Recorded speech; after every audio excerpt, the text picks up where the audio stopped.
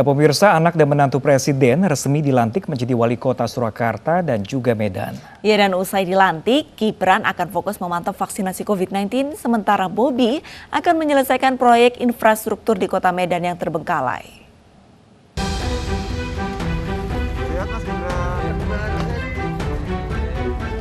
Gibran Rakabuming Raka dan Teguh Prakosa resmi dilantik menjadi wali kota dan wakil wali kota Surakarta Jumat pagi. Gibran dan Teguh dilantik oleh Gubernur Jawa Tengah Ganjar Pranowo. Pelantikan digelar secara virtual serentak di sejumlah daerah di Jawa Tengah. Dalam pidato pertamanya, putra sulung Presiden Jokowi ini memastikan akan langsung bekerja memantau vaksinasi tahap 2 di Pasar Gede dan Pasar Klewer. Hari Sabtu dan hari Minggu ini bukan hari libur untuk saya dan Pak Teguh. Sabtu ini jam 8 pagi akan dimulai vaksinasi untuk pedagang Pasar Klewer dan Pasar Gede. Kita langsung gerak, kita langsung kerja, tidak perlu menunggu sampai hari Senin. Bobi Nasution dan Auli Rahman dilantik di Aula Tengku Rizal Nurdin di Rumah Dinas Gubernur Sumatera Utara. Bobi dilantik bersama dengan 5 pasangan kepala daerah yang terpilih pada Pilkada tahun 2020. Pelantikan diawali dengan pengucapan sumpah janji jabatan yang dipandu oleh Gubernur Sumatera Utara Edi Rahmayadi. Suami dari Kahiyang Ayu ini berjanji akan menyelesaikan persoalan infrastruktur di Kota Medan dalam 2 tahun ke depan. Alhamdulillah sudah selesai pelantikan, alhamdulillah lancar bersama kepala daerah yang lainnya di sesi pertama. Setelah ini yang pastinya sholat Jumat dulu ya Bang kan? Bang Bobi dari delegasi apa prioritas langkah pertama Abang sebagai wali kota Medan? Ya yang pastinya kita sama-sama masih dalam masa pandemi COVID. Tentu itu yang pertama. Anak dan menantu presiden ini diketahui memiliki latar belakang pengusaha, namun berdasarkan laporan harta kekayaan yang dilaporkan, harta kekayaan Bobi jauh lebih besar dibandingkan Gibran. Gibran memiliki harta kekayaan lebih dari 22 miliar rupiah. Harta itu terdiri dari tanah dan bangunan, alat transportasi, dan harta bergerak lainnya. Sementara Bobi Nasution memiliki harta lebih dari 54 miliar rupiah. Harta itu terdiri dari tanah dan bangunan yang mencapai 34 miliar rupiah hingga surat berharga yang berjumlah 8 miliar rupiah lebih. Tim Liputan iNews melaporkan. Gubernur Jawa Timur Khofifah Indar Parawansa melantik 17 kepala daerah Jawa Timur. Untuk patuhi protokol kesehatan, pelantikan dibagi menjadi 3 sesi dan jumlah tamu juga dibatasi. Pelantikan kepala daerah juga dilakukan Gubernur Jawa Barat Ridwan Kamil kepada 5 pasangan terpilih hasil Pilkada 2020 Jawa Barat di Gedung Merdeka.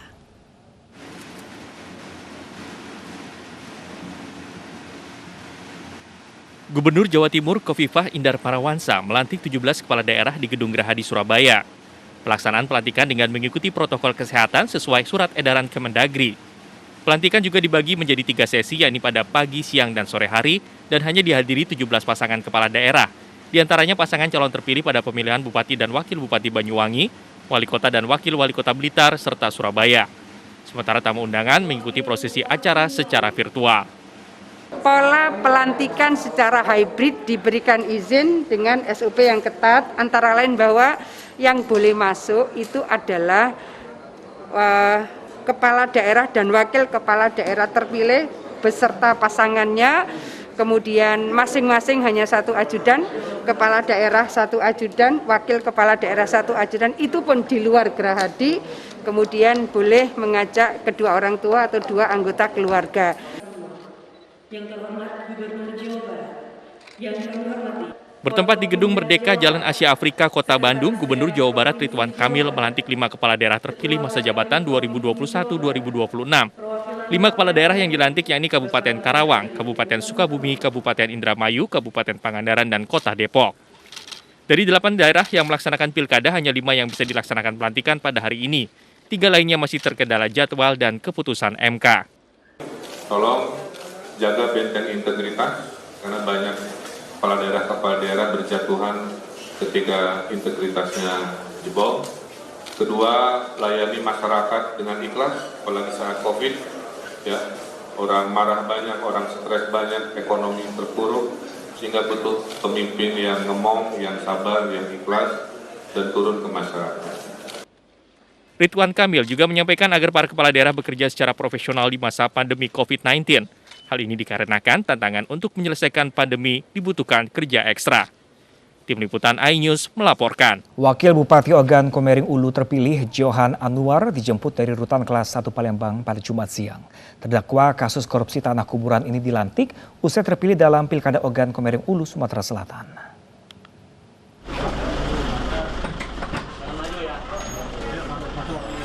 Dikawal ketat aparat, Wakil Bupati Ogan Komering Ulu terpilih Johan Anwar dijemput tim jaksa dan KPK dari Rutan Kelas 1 Palembang Jumat siang.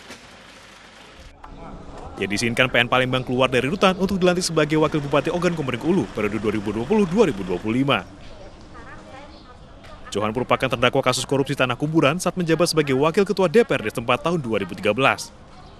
Ia diduga menerima suap sebesar 5,7 miliar rupiah. Sesuai aturan, Johan masih berhak untuk dilantik karena belum menerima putusan hukum tetap. Status wakil bupatinya gimana? Ya sesuai undang-undang ya mungkin dinonaktifkan dulu sampai ada proses hukum yang kekuatan hukum yang tetap. Karena kan nggak mungkin, dia nggak mungkin setelah dilantik menjalankan tugas kan, pasti dinonaktifkan dulu. Aturan perundang-undangannya seperti itu. Apakah itu berarti nanti Pak Johan akan ada PLT untuk beliau atau tidak? Itu no comment. Di Pilkada serentak lalu, Johan berpasangan dengan Bupati terpilih Kuryana Aziz. Pasangan ini menang melawan kota kosong. Dari Palembang, Sumatera Selatan, Bambang Irawan, iNews melaporkan. Pemirsa, mantan Presiden ke-6 Susilo Bambang Yudhoyono akhirnya turun gunung untuk menangani kudeta Partai Demokrat. Sementara itu, mantan Panglima TNI di era Presiden SBY, Muldoko, mengaku akan melakukan langkah tertentu apabila disebut dalam masalah yang ada di dalam Partai Demokrat. Secara pribadi, saya sangat yakin bahwa yang dilakukan Muldoko adalah di luar pengetahuan Presiden Jokowi. Saya juga yakin bahwa Presiden Jokowi memiliki integritas yang jauh berbeda dengan perilaku pembantu dekatnya itu.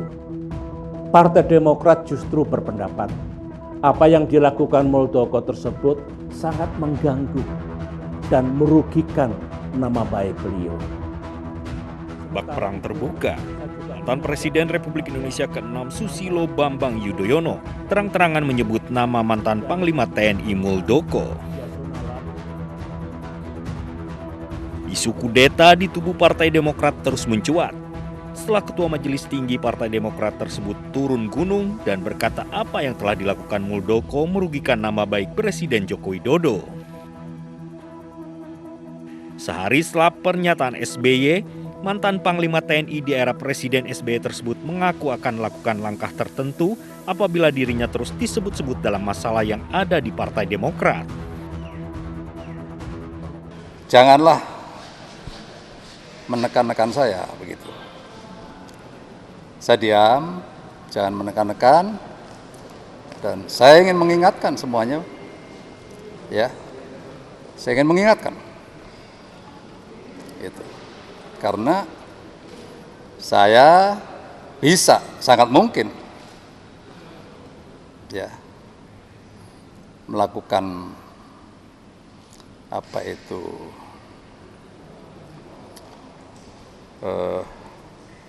langkah-langkah yang saya yakini. Pernyataan Muldoko pun kembali disambut Demokrat.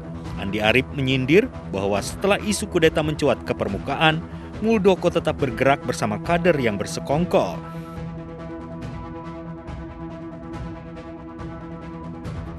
Isu kudeta terhadap AHY terus bergulir selama beberapa pekan terakhir. Nama sejumlah kader aktif di internal hingga mantan anggota Partai Demokrat disebut-sebut menjadi aktor dalam rencana kudeta tersebut. Buntutnya, 7 kader Demokrat yang diduga terlibat dalam upaya kudeta dipecat. Hal tersebut disampaikan Ketua Badan Pemenangan Pemilu Partai Demokrat, Andi Arief.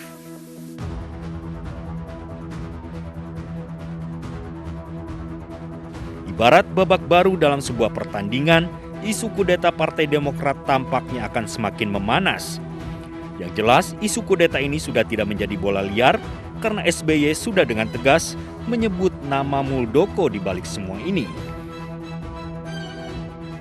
Tim Liputan iNews melaporkan.